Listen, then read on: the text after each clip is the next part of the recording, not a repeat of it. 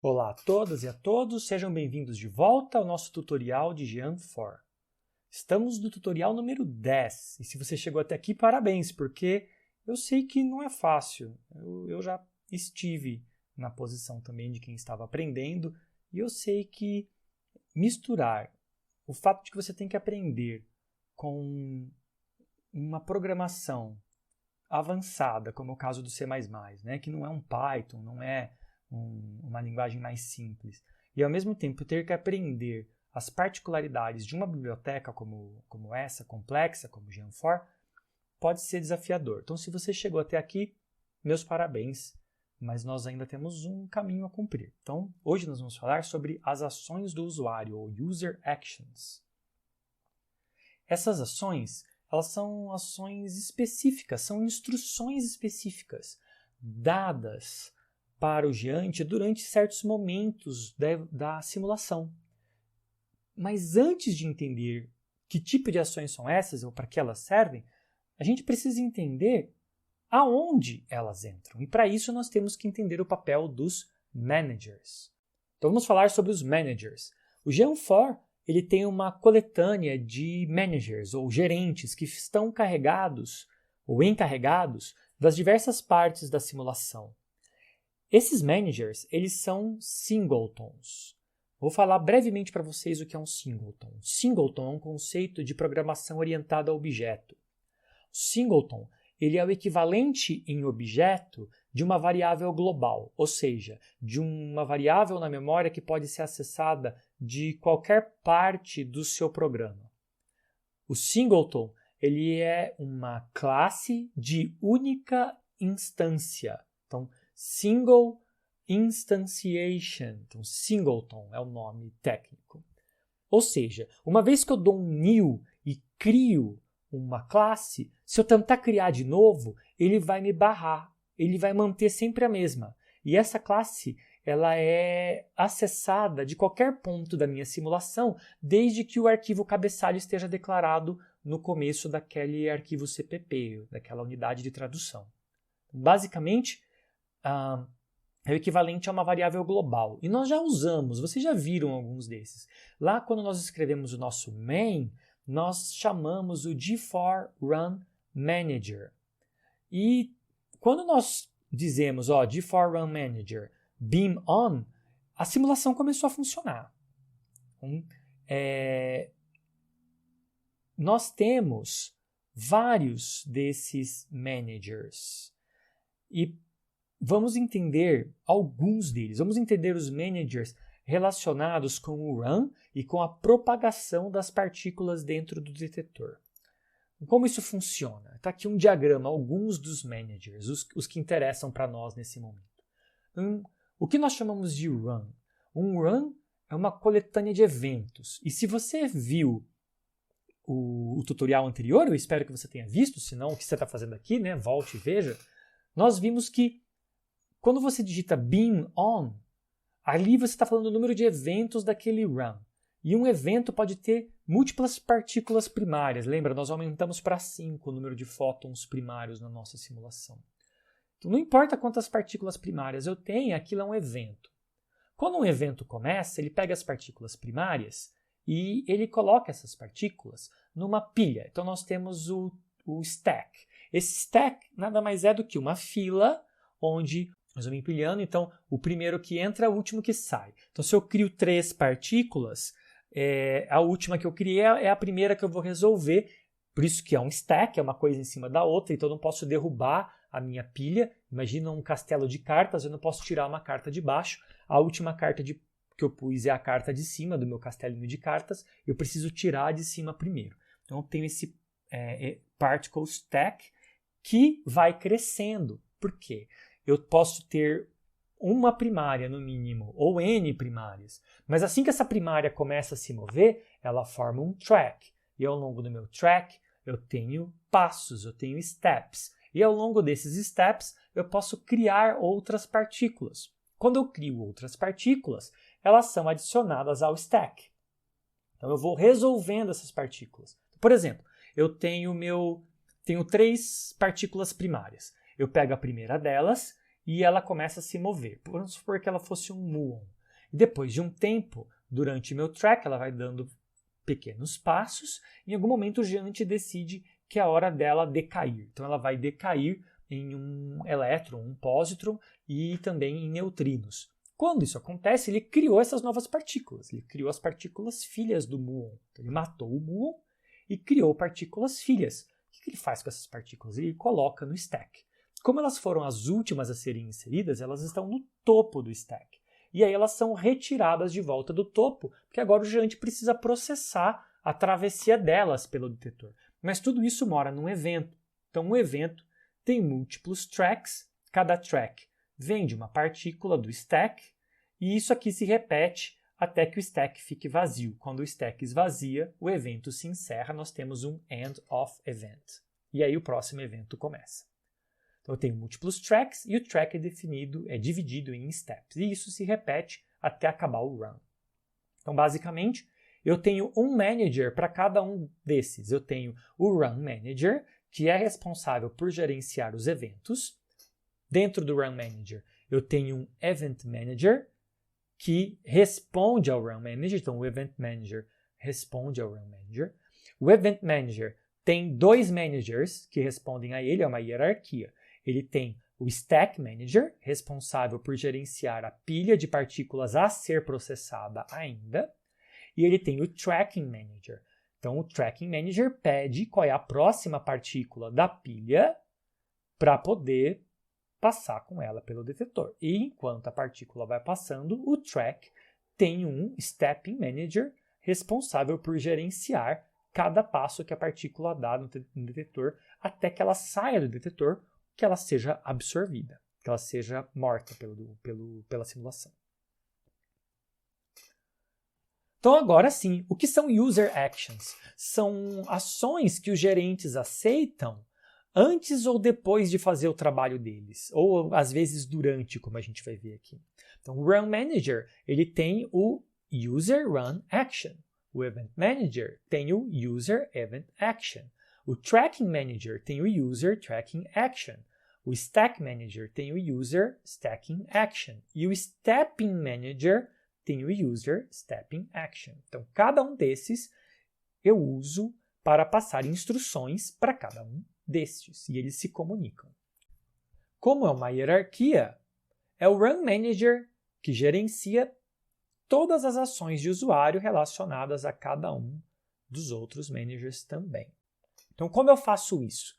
Como sempre, eu preciso criar a minha classe derivada. Então, eu crio o meu próprio User Action derivada de uma dessas classes. E aí eu registro apropriadamente a minha classe, o meu User Action. Eu posso registrar quantos User Action eu quiser. Então, se eu quiser, por exemplo, ter 3 diferentes User Actions no nível do Run Manager, basta criar 3 diferentes e registrar as 3. Se eu quiser ter 5 Event Actions diferentes, cada uma fazendo uma coisa diferente, basta criar estes 5 e registrar através do Run Manager, mas no nível de Event Manager, e assim por diante. No caso do User Run Action, quando eu faço a minha classe que herda da classe mãe, eu preciso fazer o override de 2 métodos, do Begin of Run Action e do End of Run Action. O nome já me diz tudo. Esse primeiro, ele é chamado, são as minhas instruções para o Run Manager antes dele começar um run, e esse segundo são as minhas instruções para o Run Manager quando o run terminou. E nos dois eu tenho acesso a todas as informações daquele run, porque passa-se um ponteiro para o run atual. Para o Event Action, então para o User Event Action, é a mesma coisa. Eu faço uma herança, né? Então eu herdo da classe correta, que é o User Event Action, e eu venho aqui e sobrescrevo, faço a sobrecarga desses 2 métodos que têm praticamente o mesmo nome, só troca run por event e tem também a mesma função. Esses são os que nós vamos ver hoje. Porém, o stacking ele é mais complicado e o tracking e o stepping são diferentes. Então, o stacking action a gente nem vai ver hoje, porque eu acho que, na verdade, seria muito raro o momento em que você realmente precisa interagir com a pilha de partículas que está sendo formada ali. Simulações avançadas usariam. Eu acho que eu teria que, sei lá, gravar até o tutorial 50 ou 60 para a gente chegar em algum momento que chegasse num caso que precisaria ter um user action no nível do gerenciador da pilha de partículas.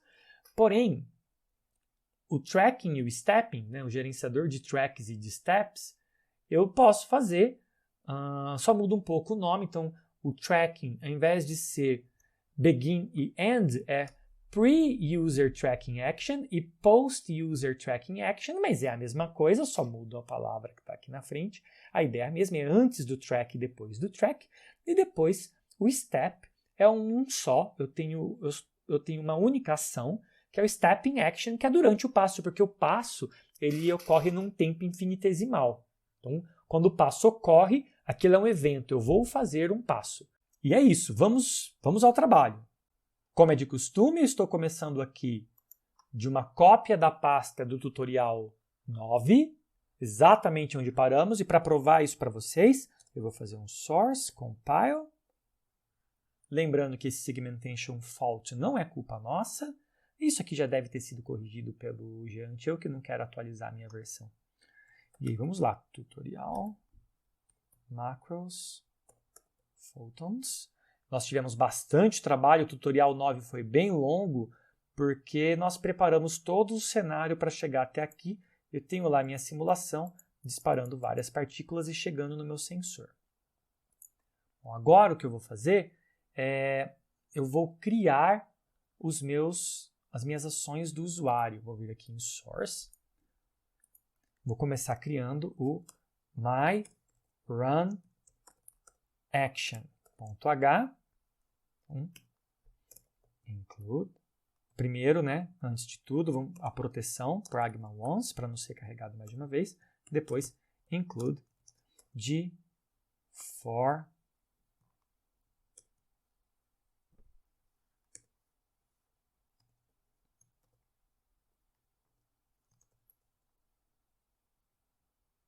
user run action.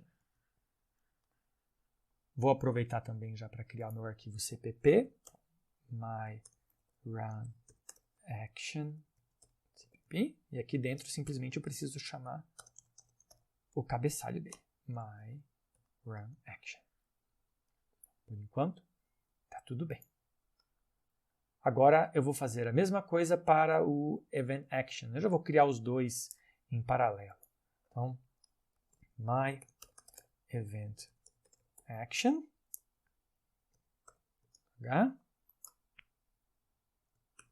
pragma once,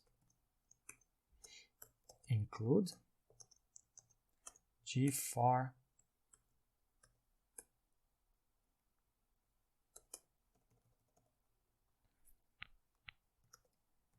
user event action. E agora o arquivo correspondente CPP. My event action CPP include my event action. E aí, como eu tenho dois novos arquivos CPP, eu preciso vir aqui na macro de compilação e pedir para que eles sejam compilados. Então, source my run action CPP, source my event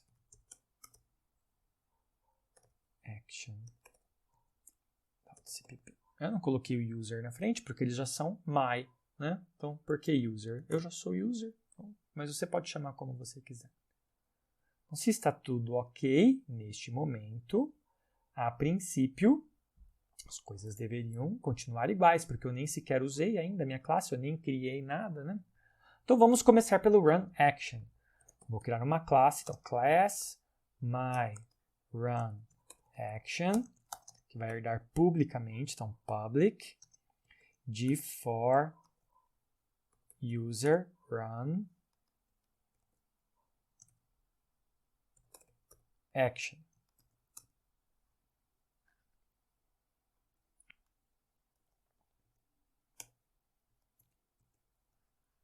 Se você não lembra o que tem que ser sobrescrito, nós podemos clicar aqui, F12, ou aqui, e você vai ver que nós temos aqui, ó, dois membros virtuais.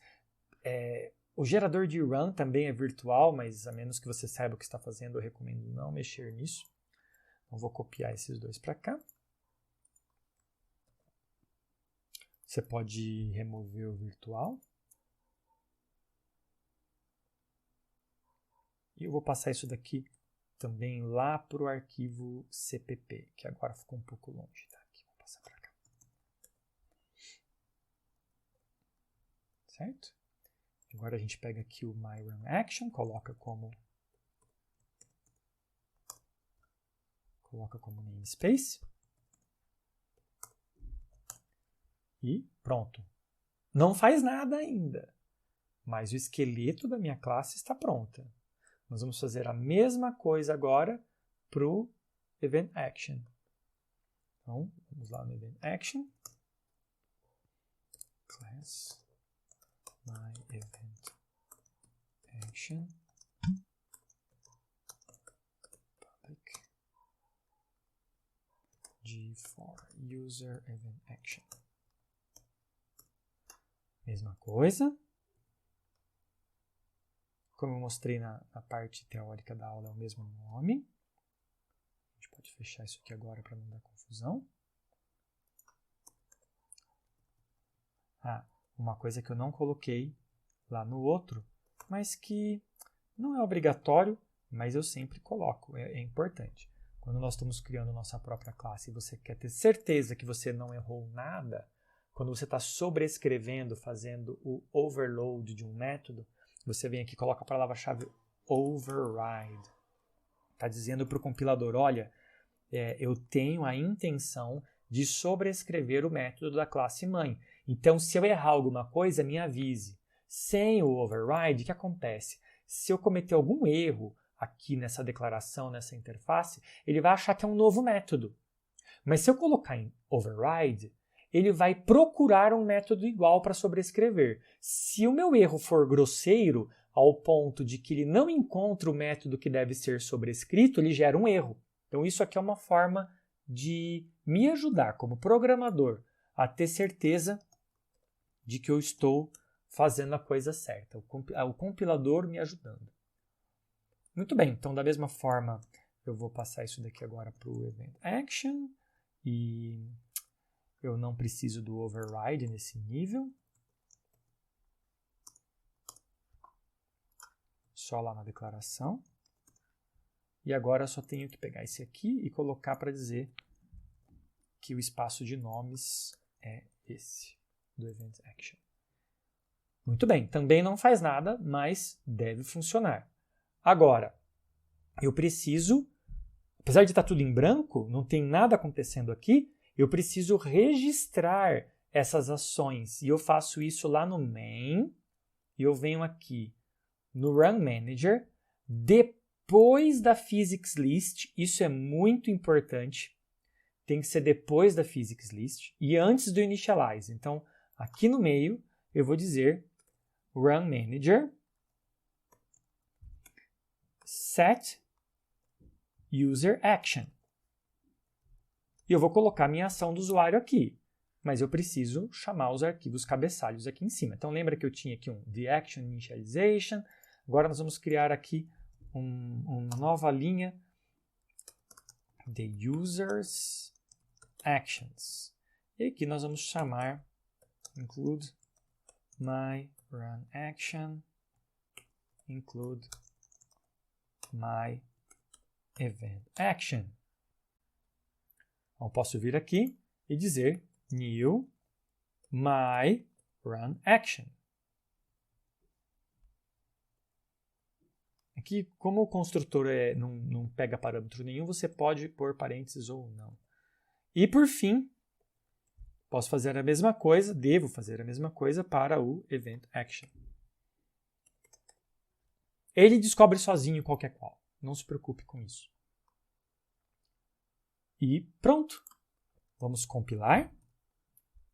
E nós temos um erro. Vamos ver qual é o nosso erro. Eu escrevi alguma coisa errada? Sim, claro que eu escrevi, porque está tudo dentro da pasta source. Ó.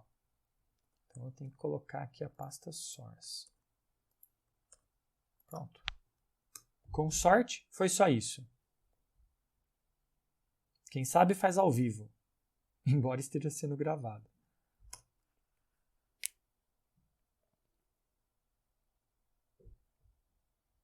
Tudo igual, nada mudou, tudo ficou no lugar, o que é um bom sinal. Agora eu vou mostrar a funcionalidade. A gente não vai fazer nada demais, nós só vamos escrever na tela e mostrar quando começa e quando termina. Então eu vou vir aqui de for cout e eu vou dizer starting run. E a gente pode pedir aqui para o nosso arun get. Eu posso pedir. Tá vendo que ele não completa para mim? Mas ele não completa porque isso é uma questão do Visual Studio Code. Ele não tem acesso a essa classe. Compilaria. Por quê? Por que compilaria? Porque essa classe de for_run, ela existe dentro da user_run_action. Ela é chamada lá dentro. Então, essas chamadas, uma chama a outra. Então, se eu digitar o que eu quero aqui na frente, vai compilar. Mas, como eu imagino que vocês também estão usando o Visual Studio Code, eu vou mostrar para vocês que se você escrever aqui de for_run, agora ele autocompleta para mim. E eu posso pedir o run ID, que é a identificação deste run. Outra coisa que eu posso pedir, tem várias coisas que eu posso pedir para escrever. With a run get number of event to be processed. Então, olha só. Esse daqui eu pego, está escrito aqui, né? Returns the run ID. É a mesma coisa. E aqui, returns the number of events to be processed. Então, beleza, vamos fazer isso. Vamos pegar esse cara aqui. Né? Então, with events to be processed. E a gente encerra aqui de for endline. Okay? E quando o run termina, nós podemos... Aqui a gente pode até colocar alguma coisa para ficar mais na cara assim que o run começou. Starting run. E aqui embaixo, de for cout. End of run.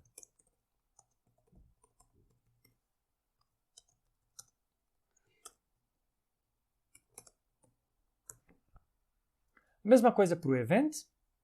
Vamos lá no event action.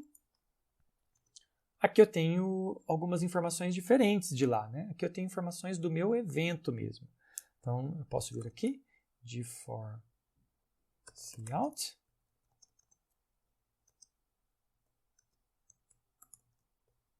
A gente pode dar uma tabulação.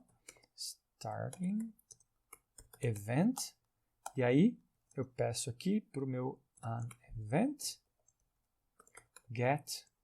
De novo. Então, para o Visual Studio me ajudar melhor, eu venho aqui include. Pronto. Às vezes, ele grifa porque ele realmente não sabe, não está no nosso caminho, no nosso include, mas aqui tudo está dentro do nosso caminho de include. Então ele acha todas essas bibliotecas aqui, ele só precisa declarar ali em cima para saber com que ele completa. Então, on event, aí eu posso pegar aqui, get event ID, então start event, e aí eu coloco qual é o event ID desse aqui. Posso colocar de for endline direto. E quando eu encerrar o meu evento, de for cout end of event. E aqui, ó, vou ensinar outro truque para vocês. Você pode colocar o /n aqui dentro da própria string que você está escrevendo e o comando fica limpo e simples assim. Se eu não cometi nenhum erro, o que sempre é possível, Isso aqui deve compilar.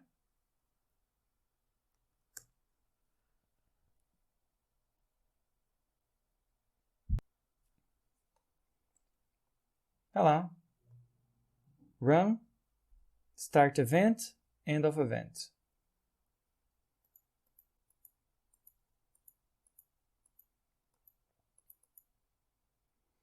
E é isso, por hora.